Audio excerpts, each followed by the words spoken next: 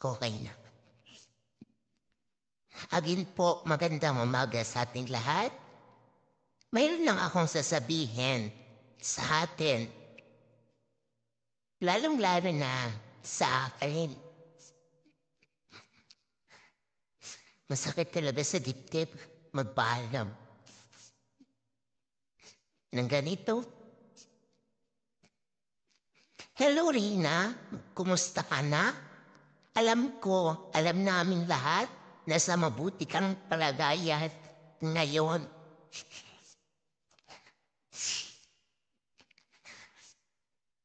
Alam namin, alam ko, alam ng lahat kung ano ang naging kalagayan mo ngayon. Nasa mabuti kang kalagayan, alam namin. Kaya ako, nag-live ng ganito kasi gusto ko lang magpaalam ng maayos sa mga supporters mula noon sa Idrin, kay Rina,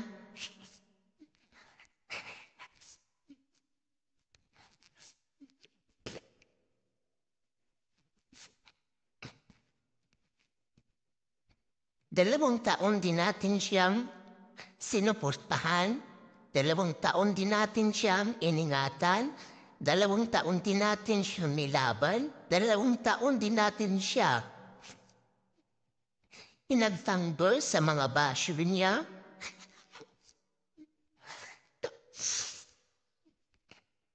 Nung nalaman natin lahat, ang result ni Rina MRI sa St. Luke's, alam natin lahat kung ano ang resulta dahil sa sinabi sa kapila na ang sakit ni Rina is inborn. Doon ko napag-isip-isip na tayong lahat, doon ko din inisip na magpaalam ng tuluyan kay Rina.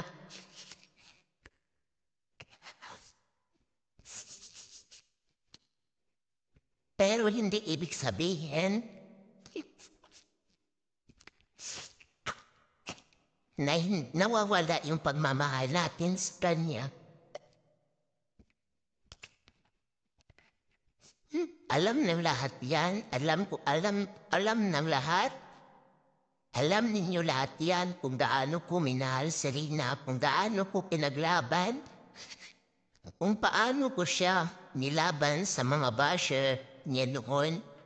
Kahit until now, alam ninyo yan. Hindi natin siya binitawan, hindi natin siya inano. Hello po, mega love shoutout po sa lahat, sa mga sponsors na rin na solid supporters and team pabahay po, mega love shoutout po. At syempre sa mga defenders na rin na, alam niyo na po yan kung sino-sino po kayo. At yun nga po, may short video lang tayo na ipapanood. Video po pala, hindi po short video. At ito po si Kunyang Inborn. Strike again po guys. At yun, nabuhay na naman po siya no. Kung saan natahimik na sana community na Reyna, wala na sanang issue.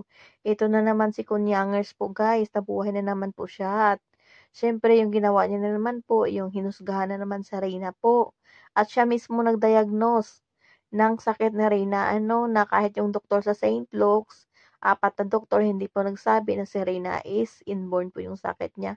Hindi po nagsabi ng gano'n. At syempre, yung inyong lingkod po at kinonfirm ko po yun kay Ate Melanie dahil po sa samot-saring po ng mga tanong-tanong sa atin sa Messenger at marami po talaga yung natatanong kung ano ba talaga yung totoo, kung inborn ba talaga yung sakit ni Rina or yung iba naniwala kay Kunyang yun ang masaklap dyan at sabi pa nga nila pinagluloko daw ni Ate Melanie yung mga sponsor at mga supporters na hindi daw nilalabas yung ano talaga daw tunay na sakit ni Rina.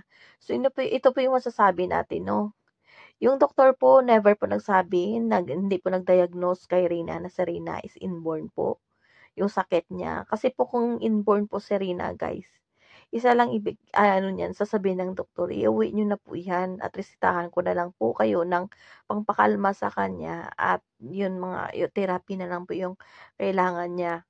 Pero hindi na po kailangan yung gamutan sa kanya kasi nga yun, pinanganak muna po siya na gano'n na talaga siya, hindi na po siya gagaling at tatanda na po siya na ganyan na lang siya. At hindi po at yung 1M sponsor po napakatalino niyan at siyempre masasabi natin napaka-edukadang tao. Hindi po yun ano po 'no, parang baliw na kahit na yun nga sakit na Rina, inborn na at wala ng tsansa, hindi na kailangan ipagamot. Maggagasto po siya doon sa ano, sa St. Luke's para ipagamot si Rina na hindi naman kailangan ipagamot dahil inborn nga, 'di ba po? So yun nga guys, i-ki-clear ko lang talaga. Si Reyna po hindi po inborn po guys, hindi po inborn yung sakit niya at lalo po siyang hindi autism, hindi po siya special child kasi wala namang sinabi yung ganun yung doktor na sakit na Reyna. Wala po. Kahit si Ate Melanie po, hindi po nagsabi ng ganun. So, yun lang guys. So, sa'yo, para naman sa'yo, Kunyang, sana manahimik ka na, no? Yung mga paalam mo na yan, noon mo pa yan sinabi, no, na paalam ka, close book na. Pero tuloy-tuloy mo pa rin yung pagngungutya sa bata at pagpamamahiya hanggang ngayon, di ba po? So, sana ito na po yung last, no, na ginawa mo kay Reyna. Sana, huwag ka na pong bumalik at wala po, hindi mo yung mga iyak-iyak mo na yan. Kaplastikan na po yan. Kapuangan na po yan at wala po nanghihinayang sa'yo, no, at wala ka namang bilang sa community po ni Reyna. At kung ano nung pinagsasabi mo dyan is lahat po, hindi po totoo, di ba? At manahimik ka na, hayaan mo na yung community ni Reyna, wala mo na pong guluhin. Nakakahiya ka po. At yun po guys, kung napanood nyo yung video ni Reyna na yung ano karugtong dito yung una po na video ni Kunyang napaiyak-iyak pa, no? Diyos ko, nakakahiya po. At lahat po yung mga sinasabi niya dyan, hindi po katotohanan. Huwag po kayo maniwala. At sa Reyna po, malaki po yung improvement na Reyna po. At yun nga, nakausap din natin yung 1M sponsor at kabaliktaran po yung sa mga sinasabi niya ni Kunyang, no? At yun nga, dapat respeto, di ba? Respeto po. Kahit yung 1M sponsor nga na siya yung nagpapagamot kay Reyna, never po nagsalita. Never po naglabas ng statement. At saka, yun nga, kahit sino sa atin, sino pa dyan, alam po ng 1M sponsor. Yung, syempre, tayo, yung nanay pa rin po yung may karapatan na maglabas ng kung ano yung findings ng resulta ng papagamot ni Rina or ano pa dyan na tungkol sa gamutan ni Rina si Ate Melanie. At yun nga, alam po yan ng one sponsor at nakakabili po. At never po siya talaga naglabas. At yung sabi niya nga, si Ate Melanie lang po yung may karapatan yan. So itong mga tao na to na panay putak ng putak, wala naman naiambag, di ba po? At lalo na sa paggamutan ngayon ni Reyna, 'di ba? At alam naman natin na 1M sponsor yung nagpapagamot ngayon kay Reyna. At yun nga, yung tao nagpapagamot kay Reyna, tahimik po. Na tahimik na ginagawa yung lahat na matulungan si Reyna, lalo na sa gamutan, 'di ba po? Tahimik, tapos itong mga tao na wala namang ambag, 'di ba? Wala naman na ano, wala, hindi naman yun nga, hindi sila kasama talaga ngayon sa gamutan ni Reyna. Ito pa yung talaga naglalabas ng kung ano-ano na ano 'no, panghuhusga sa bata na inborn, kung ano pang pinalalabas nila. At saka laki ng problema nila guys, laki ng problema nila. Iwan ko na lang sa kanila. At yun nga, dapat ko sa inyo diyan 'no, dapat po intindihin niyo yung sarili niyong buhay, wag po si Rina, kasi si Rina okey na po 'no, at yun nga, napakalaki ng improvement niya. At mag-focus na lang kayo diyan kung ayaw niyo talaga, kung gusto niyo content, mag-content kayo diyan sa loob ng community niyo, huwag niyong pakialaman sa Rina. At sa Rina kasi maayos na po yung kalagayan ng bata, mas malayo siya noon kaysa ngayon, 'di ba? So, dito lang po tayo guys, and pasensya na po kung ano man nasabi ko dito. Yun nga, and yun nga, pray lang po at if ever man na ano 'no, if ever lang, alam naman natin hindi inborn sa Reyna.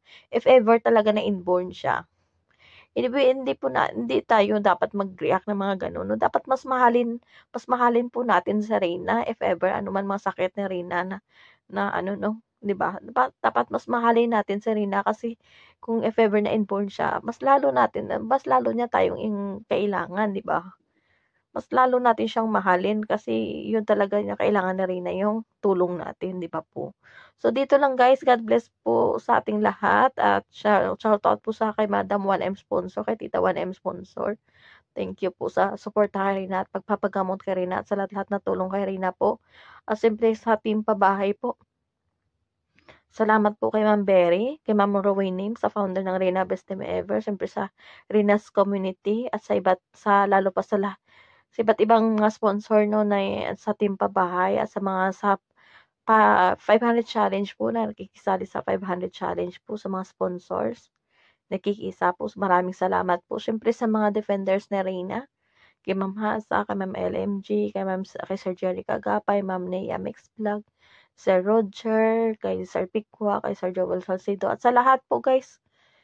Kung may nakalimutan na ako, pasensya po. At dito na lang po guys, no, God bless us all. At siyempre yun pala po guys, sa mga grupo po pala sa loob ng community ni Rina, sa loob ng community ni Rina, mega love shoutout po sa lahat, sa mga admins, founders po. Maraming salamat po guys, and God bless us all again.